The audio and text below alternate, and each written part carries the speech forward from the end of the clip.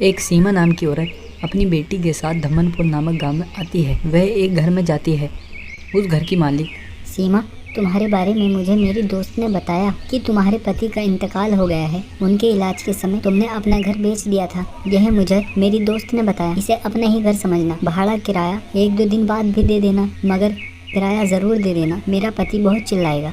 आपका बहुत धन्यवाद दीदी, आपने इतने कम किराए पर जो मुझे ये घर दिया है। मुझे यहाँ कोई ना कोई काम देखना पड़ेगा। अगर तुम्हें कोई भी ज़रूरत पड़े तो यह मत भूलना कि तुम्हारी एक दीदी भी है। पैसे से ना सही पर कोई सलाह तो दे सकती हूँ। अब सीमा को क्या करना है उसे समझ नहीं आ रहा था।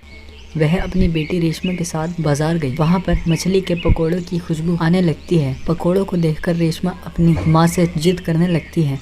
सीमा पकोड़े वाले से पकोड़े के दाम पता करती है। एक पकोड़े का दाम 200 रुपये कहता है। यह सुनते ही सीमा दंग रह जाती है, लेकिन रेशमा की जिद करने पर वह पकोड़े खरीद लेती है और वो पकोड़े खाने लगती है। मगर वह पकोड़े खाते ही, छी, तुम इन्हें मछली के पकोड़े कहते हो? कच्चे तेल में तले गए हैं और एक टुकड़ा 200 रुपये का है। यहाँ सब लोग चुपचाप यह पकोड़े खा रहे हैं तो तुम्हें क्या परेशानी है? खाना है तो खाओ, नहीं तो भागो यहाँ से। वह घर आने के बाद मुझे लगता है कि उस आदमी से पकोड़े बिल्कुल भी बनाने नहीं आते थे। उसके पकोड़े में तो बिल्कुल भी स्वाद नहीं था। उससे अच्छे पकोड़े तो मैं आराम से बना सकती हूँ। चलो ठीक है, आज से मैं पकोड़े ही बनाकर बेचती हूँ। मेरे हाथ के पकोड़े खाएंगे तो यह दीवाने हो जाएंगे। यह बात उसने घर की मालकिन से बताई। सीमा, तुम सही कह रही हो। मैं वहाँ ज़मीन की बात करती हूँ और तुम्हारी दुकान लगवा देती हूँ। वहाँ आराम से पकोड़े बेचना। उसने अपने जेवर बेचकर एक ठेला लगवाया। वह पकोड़े बनाने लगी। पकोड़े अच्छे होने की वजह से लोग उसके पकोड़े के दीवाने हो गए और दाम कम होने से सब वहीं आने लगे। मगर कई सालों से पकोड़े बेचने वाले जिशान का काम बंद हो गया। वह सीमा को वहाँ से भगाने के लिए साजिशें रचने लगा। उसके जानने वाले कांस्टेबल को पैसे देकर सीमा को सता के वहाँ से भगाने को बोला। आए दिन कांस्टेबल सीमा को धमकाने लगा और वहाँ से जाने की धमकी देने लगा। परेशान होकर सीमा ने वहाँ से ठेला हटाने को सोचा। एक बार रेशमा स्कूल से आकर अपनी माँ को परेशान देखी। उसने कहा, क्या हुआ माँ? उसने सारी बात अपनी बेटी को बताई।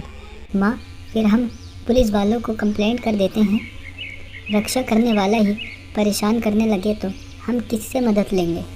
रेशमा ठीक है कहकर चुप गई।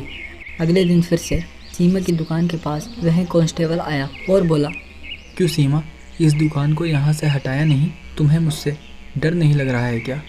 और धमकाने लगा। रेशमा वहाँ के दरोगा को लाई। आते ही दरोगा ने कांस्टेबल को डांटना शुरू कर दिया। क्यों? तुम्हें इनकी सेवा के लिए रखा गया है, ना कि परेशान करने के लिए। तुम जैसे लोगों की वजह से ही सभी पुलिस वाले बदनाम हो जाते हैं।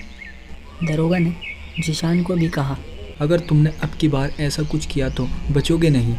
तब से जिशान ने सीमा से पंगा नहीं लिया। उसके बाद सीमा ने बहुत पैसा कमाया और बेटी का एडमिशन एक बड़े स्कूल में करवा दिया। कुछ दिनों में उसने एक अच्छा घर लिया और खुशी खुशी रहने लगी। हमें कभी भी किसी मजबूर को सताना नहीं चाहिए और किसी के साथ बुरा नहीं करना चाहिए और अच्छे और सच्चे मन से ज़िंदगी बितानी चाहिए।